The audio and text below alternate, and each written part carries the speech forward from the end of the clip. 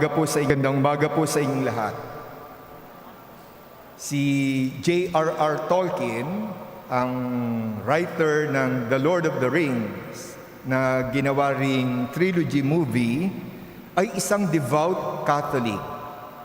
At ang kanyang Catholic faith ay nanunuot sa kanyang mga isinagawa. Nito ay ang lembas, ang tinapay na baon ni Frodo at Sam sa kanilang paglalakbay sa Mordor.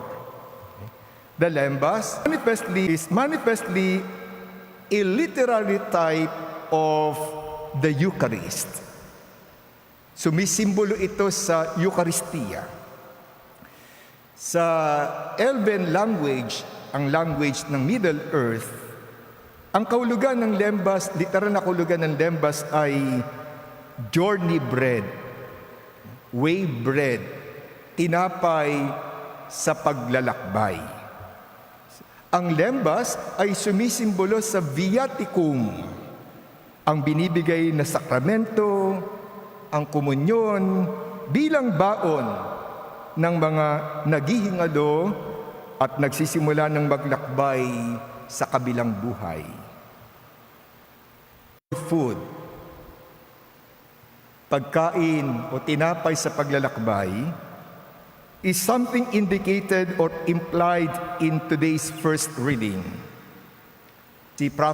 Si Prophet Elijah, yung main character sa kwento sa unang pagbasa ngayon, ay tinutugis ng mga sundalo ni Queen Jezebel para patayin siya. He has been running away from them in the desert. Sa unang pagbasa natin ngayon, Elijah is in the desert, alone, terrified, exhausted, and no way out. Sitwasyon na kung saan sabi niya, tama na Panginoon, kunin mo na ako. This is enough, O Lord. Take my life. Suko na siya. Yung kalagayan, isang anghel ang humawak kay Elijah. Pinatayo siya at sinabihang kumain at uminom. God provides food and drink for Elijah, which enables him to continue his journey. Dahil sa pagkain at inumin na ibinigay sa kanya ng Panginoon, nanumbalik ang lakas ni Elijah para magpatuloy sa paglalakbay. Elijah is enabled to continue his journey to Mount Horeb, the mountain of God.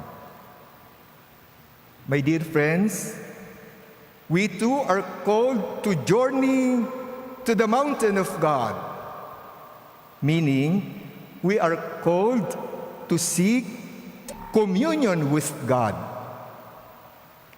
At sa paglalakbay natin sa buhay, sa iba't ibang pagkakataon, nararanasan natin ang naranasan ni Elijah. Habol ng mga kaaway natin, lumalayo, tumatakbo, tumatakas, nakararanas ng matinding takot dahil sa mga pagbabanta. Pagod na sa mga pagsubok at pakikibaka sa buhay. Hapung-hapuna sa crisis situation na ito, natin ni COVID, pinalalala ng bad management, bad performance, and kawalaan ng kakayahan ng ating pamahalaan. They're alienated from God, source of life, so weary, so tired, so drained, so exhausted, so depleted of our spiritual energy, so much so that we can't move. Ito po yung tinatawag na spiritual.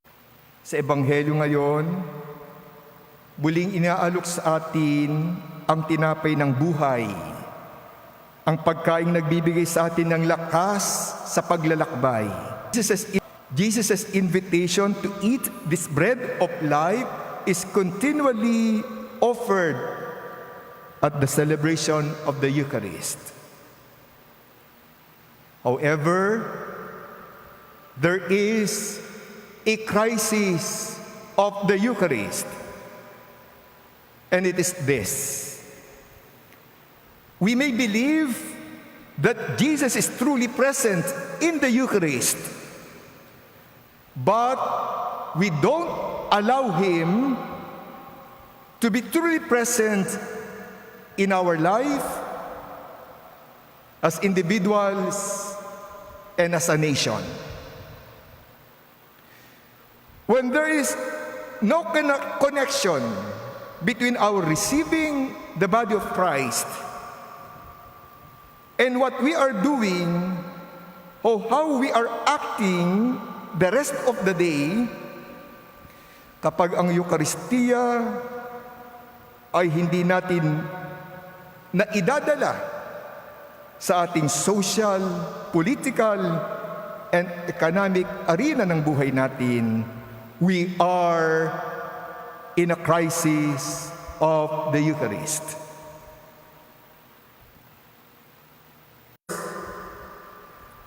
When the receiving of the body of Christ has no significant impact and transforming effect on our daily life. Let me put it this way. To form our values, but instead embrace the distorted values of the world, of materialism, of consumerism. When we just attend the Mass and don't give conscious and active participation, kapag hindi natin nahayaan ang pagtanggap natin ng Eucharistia na maka-influence sa pakikitungo natin sa isa, hirap, maliliit at mahihina. Sa pagganap natin sa gawain, trabaho, tungkulin natin, sa paggamit natin ng social media at ng technology, sa pagbuo ng paninindigan at pagkilos natin, sa pagpili at pagboto natin ng mga mamumuno sa atin, we are in a crisis of the Eucharist. Allow me to say this with all my love. Kapatid, pagmamahal. Kapatid, paano mong ire-reconcile ang pagtanggap mo sa Eucharistia, ang tinapay ng buhay, ang tinapay na nagbibigay buhay, at ang pagboto mo, pagsuporta mo, pagtatanggol mo sa pumapatay, sa kumikitil ng buhay, o sa pasimuno, o naguutos na pumatay. How do you reconcile that?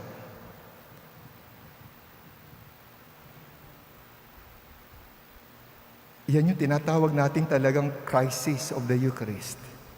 In this crisis, we make Jesus a prisoner of the tabernacle,